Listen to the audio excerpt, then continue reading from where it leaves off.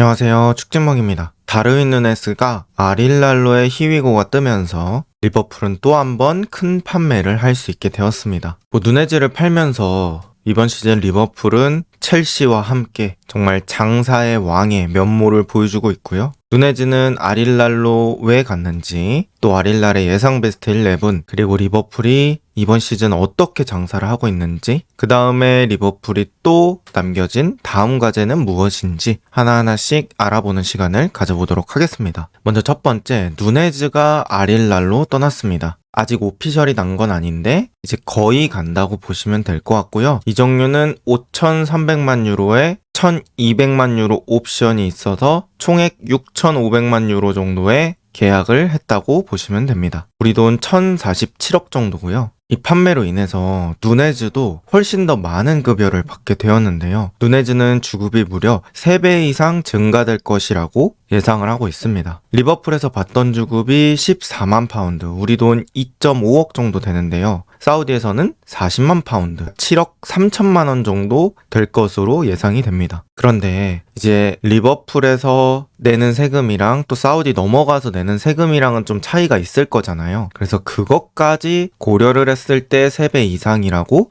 얘기를 하는 것 같습니다. 그리고 주급 40만 파운드가 어느 정도냐면 지금 모하메드 살라가 기본 주급을 40만 파운드 수령한다고 알려져 있는데 이제 사우디 가서 기본으로 살라급 주급을 받는다, 이렇게 보시면 될 것 같아요. 그래서 물론 이제 축구에 대한 의지도 있겠지만 축구 선수도 어쨌든 간 직업 중에 하나잖아요. 그래서 만약에 저한테 제안이 오더라도 정말 무시할 수 없는 제안인 것 같습니다. 어쨌든 이렇게 해서 누네즈는 사우디로 떠났고, 사실 누네즈 알힐랄뿐만 아니라 다른 사우디 팀들에서도 1월에 제안이 있었던 걸로 알려져 있습니다. 그런데 그때는 리버풀이 시즌 중이라 누네즈를 팔기가 좀 어려웠고요. 그래서 그때는 리버풀이 거절을 했고 이번에 이제 시즌 끝나고 정리를 한 겁니다. 누네즈가 24-25 시즌 리그 5골과 2개의 도움을 올렸어요. 사실 리버풀이 리그 우승한 팀인데 거기에 있는 스트라이커가 저 정도 성적을 거뒀다는 건 매우 아쉽다고 볼 수 있겠죠. 그런데 또 반대로 생각하면 저 정도 성적을 거뒀던 선수를 저 가격에 판매한다? 이것도 어떻게 보면 좀 신기한 일입니다. 그럼 아릴랄이 누네즈를 영입하려는 이유는 뭘까요? 이건 제 개인적인 추측이니까 뭐 생각은 다를 수 있습니다. 일단 제가 생각하는 첫 번째 이유는 사우디 리그가 기본적으로 또 아무나 영입하려고 하는 것 같진 않습니다. 일단 유럽 내에서의 시세보다 조금 더 쳐주면서 그리고 주급도 많이 줘가면서 데려오려고 하는 이유는 리그 자체를 부흥시키려고 하는 것도 있고, 우리 팀을 보려 오려는 사람들이 많아지기 위해서 또 큰 돈을 쓰는 거잖아요. 그랬을 경우에는 스타가 필요하고 다르윈 누네스도 충분히 스타성이 있는 선수라고 생각합니다. 여러분도 아시겠지만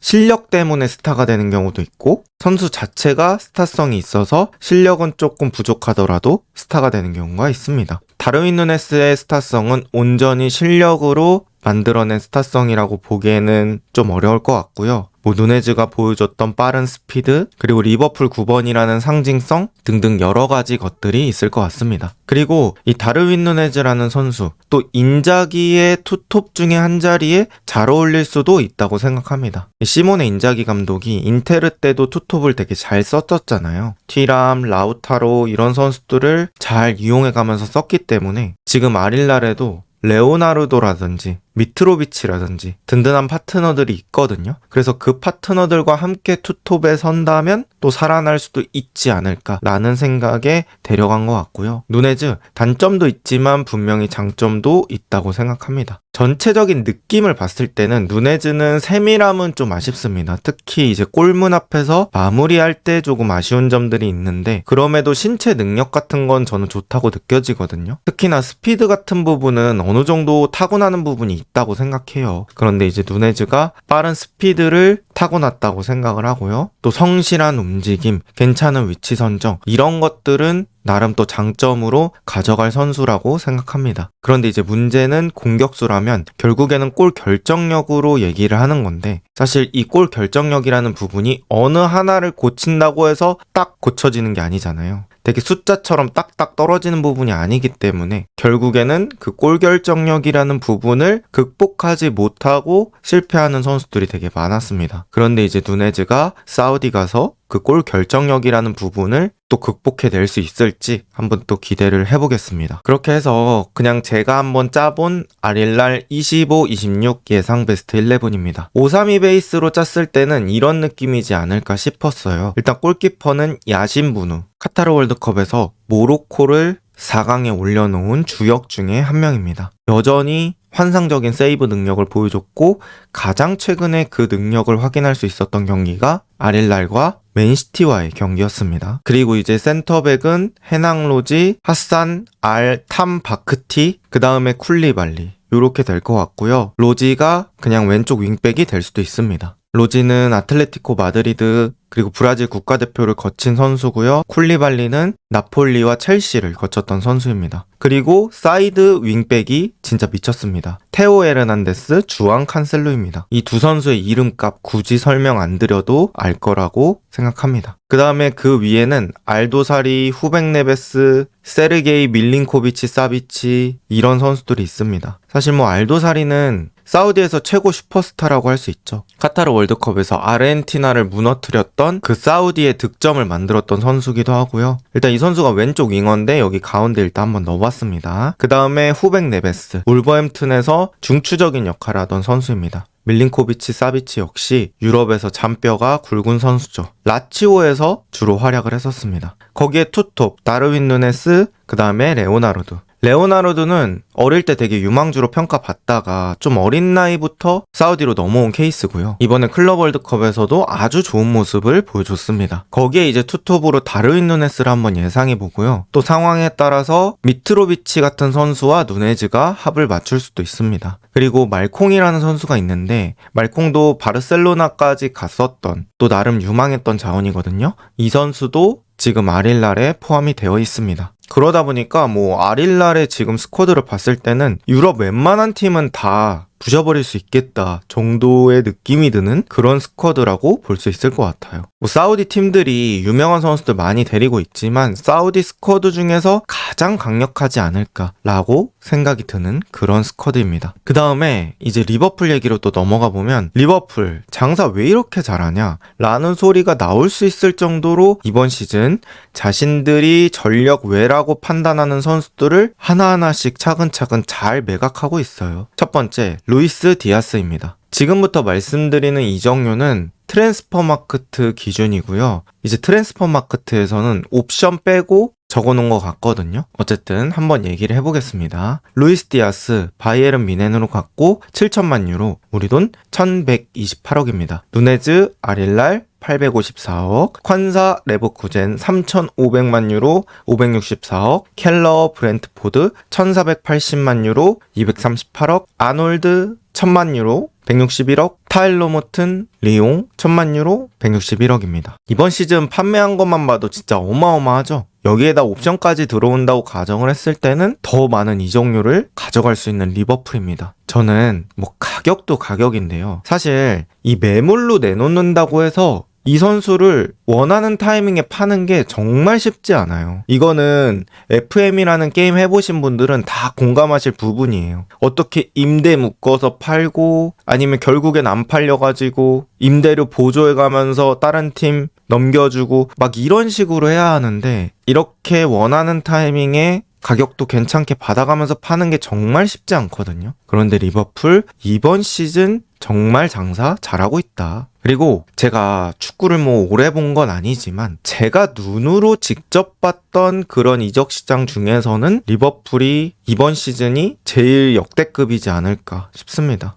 리버풀이 그동안 암흑기도 있었고 잘 나가는 시기에도 이 정도의 이적 시장은 제가 별로 기억이 안 나거든요. 그런데 이번에 영입을 보자면 리버풀 영입 왜 잘했는데? 라고 했을 때 그냥 비르치라는 한 단어로 설명할 수 있을 것 같고요. 그리고 판매는 왜 잘했는데 하면은 루이스 디아스나 다르윈 누네스의 사례를 얘기하면 좋을 것 같습니다. 뭐 보통 이적 시장이 좋은 평가를 받는다고 하면 둘 중에 하나만 잘해도 좀 좋은 평가를 받습니다. 이번 시즌 선수 되게 잘 데려왔네. 이번 시즌은 되게 잘 팔았네. 뭐 이런 식으로요. 그런데 리버풀은 밸런스 있게 두 개 다를 잘하고 있다. 이런 것들은 충분히 역대 최고라고 불릴 만한 이적 시장이라고 볼 수 있겠죠. 그리고 저는 이러한 상황을 만들어준 1등 공신이 클롭이라고 생각합니다. 이 클롭이라는 감독이 리버풀에 들어왔던 시기를 이해하셔야 돼요. 그때 리버풀이 사실 암흑기라고 불러도 무방한 정도의 그런 느낌이었고, 그때 리버풀 스쿼드가 보면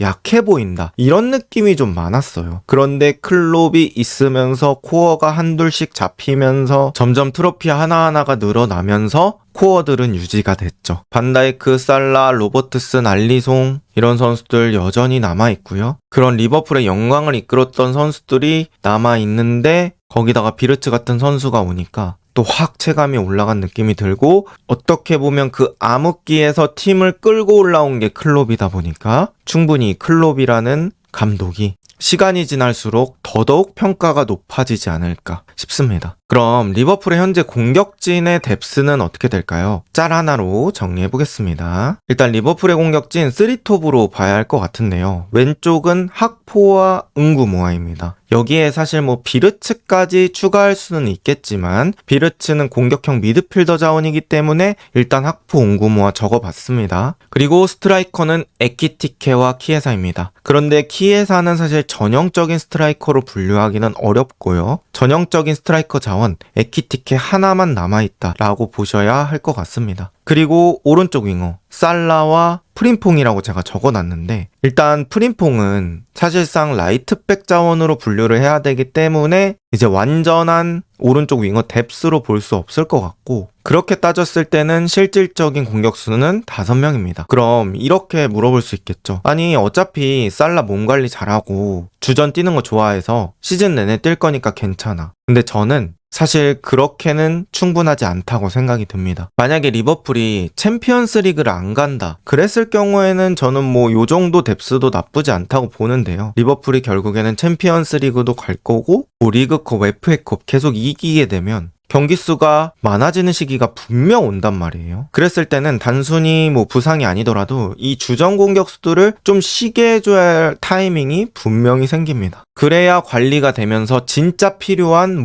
챔피언스 리그 토너먼트 같은 무대에 쓸 수 있으니까요. 그래서 저는 모든 대회를 나간다고 가정을 했을 때는 5명? 솔직히 부족하다고 생각하고요. 그리고 여기 이제 하나하나 따져보면 응구모아도 프리시즌에 좋았지만 아직 많이 어린 선수기 때문에 냉정하게 리그에서 뛸 수 있는 레벨인지는 실제 시즌이 개막해 봐야 아는 거고요. 에키티케 역시 많은 기대를 받고 왔지만 프리미어리그에서 통할지는 또 지켜봐야 하는 자원입니다. 키에사도 그렇죠. 키에사는 지난 시즌 매우 불투명한 활약을 보여줬기 때문에 이번 시즌 정확히 어느 정도 활약을 보여줄지 예측이 잘 안 되고요. 살라도 마찬가지로 1992년생, 만 33살이고 윙어라는 걸 생각했을 때는 지금 이 정도 퍼포먼스를 보여주는 게 매우 특별한 케이스라고 봐야 될 것 같습니다. 어쨌든 이런 내실 하나하나를 따져봤을 때는 장기 레이스에서는 저는 공격수 보강 무조건 필요하다고 생각합니다. 그랬을 경우에는 여러 가지 안들을 생각해 볼 수 있을 것 같은데, 일단 첫 번째 1안입니다. 리버풀 보드진도 당연히 이런 필요성을 알고 있겠죠. 게다가 누네스가 아릴랄로 가면서 이러한 필요성은 더 늘어났습니다. 그래서 1안, 이삭 영입을 마무리 짓고 확실한 공격진을 구성하는 겁니다. 물론 이번에 세슈코가 맨유로 갈 것 같은데요. 그러면서 이전보다 뉴캐슬이 이삭을 지켜야 할 필요성이 높아진 건 맞습니다. 그런데 이삭의 마음이 좀 뜬 것 같아서 이 딜은 조금 지켜봐야 할 것 같고요. 리버풀 입장에서는 이삭을 영입하는 게 가장 베스트가 될 것 같습니다. 그 다음 2안입니다. 에키티케 서브를 구입하는 거죠. 이거는 명확한 링크는 없고요. 에키티케 서브는 꼭 나이가 어릴 필요는 없을 것 같고 어느 정도 경험이 있고 나쁘지 않은 실력을 보여줄 정도의 선수면 괜찮을 것 같다는 생각입니다. 그리고 3안은 왼쪽 윙어를 사는 겁니다. 학포와 경쟁시킬 왼쪽 윙어를 사서 공격수 선수단 전체의 뎁스를 늘리는 거고요. 4안은 키에사 심폐소생술입니다. 키에사의 폼을 급격히 끌어올려서 키에사가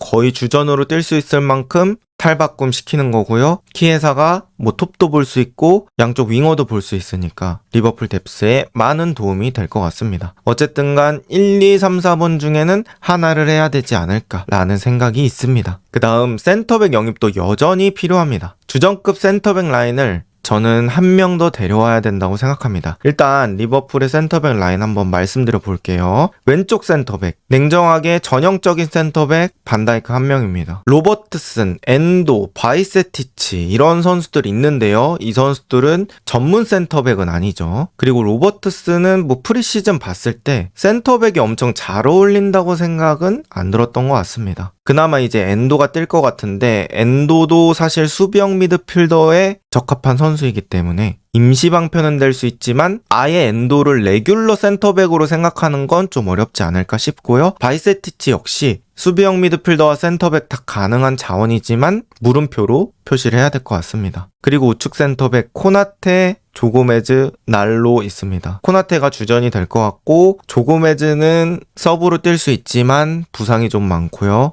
날로는 냉정하게 레귤러 멤버로 생각하기에는 아직 성장이 필요하다고 생각합니다. 뭐 이런 걸 따졌을 때 진짜 전형적인 센터백 자원은 3명 정도로 봐야 될 것 같아요. 반다이크, 코나테, 고메즈. 저는 리버풀이 챔스 나가는 팀이라고 생각을 했을 때는 한 명 더 영입하면 괜찮은 수준, 2명이면 아주 안정적이라고 생각합니다. 리버풀이 공격진 막 화려하게 영입해놓고 이 센터백 뎁스 때문에 시즌을 망칠 수도 있거든요. 그래서 반드시 보강이 필요한 포지션이라고 생각하고요. 부상까지 염두에 둬야 합니다. 다른 팀도 괜히 센터백 5명씩 가지고 있는 거 아니겠죠? 다 부상까지 생각하면서 하는 거기 때문에 센터백 라인은 여러 가지 것들을 봤을 때는 무조건 보강이 필요하다. 이렇게 느꼈습니다. 그 다음 이제 경기 내용 자체를 보면은 저는 지금도 충분히 플랜 A는 강력하다고 생각해요. 이제 지난 시즌에 이어서 경기를 이길 때 뭔가 압도하면서 이긴다는 느낌을 좀 많이 받았습니다. 그리고 제가 봤던 그 플랜 A가 풀주전이 아니었어요. 뭐 반다이크나 알리송, 메갈리스터 이런 선수들 쉬면서 했던 경기이기 때문에 그 선수들까지 들어온다고 하면 정말 셀 것 같다라고 느꼈습니다. 그럼 리버풀에게 가장 중요한 과제는 뭐냐? 그 플랜 A를 100%로 유지하는 거겠죠. 그 100%로 유지하기 위해선 뭐가 필요할까요? 주전이 부상당하지 않는 게 필요합니다. 리버풀이 지난 시즌 리그 우승했던 뭐 여러 가지 이유가 있겠지만 저는 뭐 반다이크, 살라 이런 코어 선수들이 부상을 안 당했기 때문이라고 생각하기도 하거든요. 그러다 보니까 그런 플랜 A를 유지하기 위해서는 뎁스 구축이 무조건 돼야 된다. 제가 또 아틀레틱전 보면서 리버풀이 좁은 공간에서 탈압박도 할 수 있는 그런 팀이구나 라는 걸 또 느꼈고요. 그래서 지금 플랜 A 가동될 수만 있다면 너무 좋다. 그러니 가동되기 위한 준비를 마쳐야 한다. 이런 식으로 얘기를 하는 게 맞지 않을까 싶습니다. 여러분의 생각은 어떠신가요? 이번 영상은 여기까지입니다. 좋은 하루 보내세요.